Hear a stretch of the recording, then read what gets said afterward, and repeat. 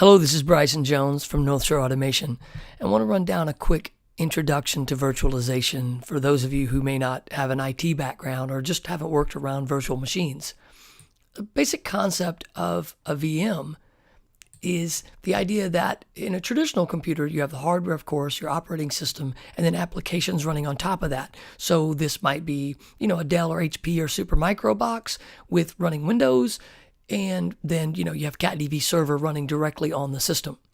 When you have a VM situation, you have a hypervisor between the hardware and the virtual machine, typically something like VirtualBox or VMware, ESXi, things like that.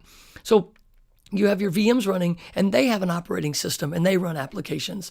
So for instance, on this type of situation, you could have a CatDV server running separately from an Akomi server. And these would have their own network interfaces and it'd be separate in every way, completely protected machines from each other, sharing this hardware, sharing the, they could share or have separate interfaces to the network. But they share RAM and CPU because, as you probably know, modern computers are so overly powerful that oftentimes for low resource applications, you could run several machines on one machine. Now, there are two types of hypervisors. There's a type 1 and a type 2 hypervisor. So type 1 hypervisor is more of like the VMware model, where you don't actually, it's sort of confusing for people, you don't actually have an operating system directly on the computer. People say, is it a Windows box? Is it a Linux box? It's neither. It's actually a VMware box. And then you run your virtual machines on top of that. This is great because they can directly access the hardware resources. And again, you can dial them up. This one could have 32 gigs of RAM, and this one could have 8 gigs of RAM. And this one could use 2 of the cores, and this one could use 8 of the cores. So you can divide up the CPU and the RAM and everything as you need, but you're running it right on, on this machine.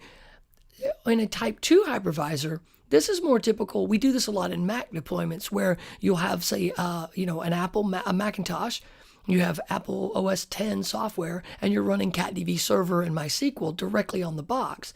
And then you might put an Akomi VM inside VirtualBox. So while this is more flexible in some cases for people who want to run Apple hardware or already have a Windows box or something set up, and you just want to add a Linux VM to it like an Akomi, this is super easy to do. And you can see that you don't get quite, you've got an extra layer here, so you don't have quite the horsepower and flexibility. However, it's really good, and especially for low impact apps like a web app or things like that. This works perfectly well. So you can really choose, and that's really the basic idea behind virtualization at its core. Is type 1 versus type 2. In our world, mostly that ends up being VMware, ESXi, or our VirtualBox. And there you go. If you need more info, you can, there's a ton of stuff on the web, or you can speak to one of the engineers at North Shore Automation and we can take you a little bit deeper. Thanks a lot.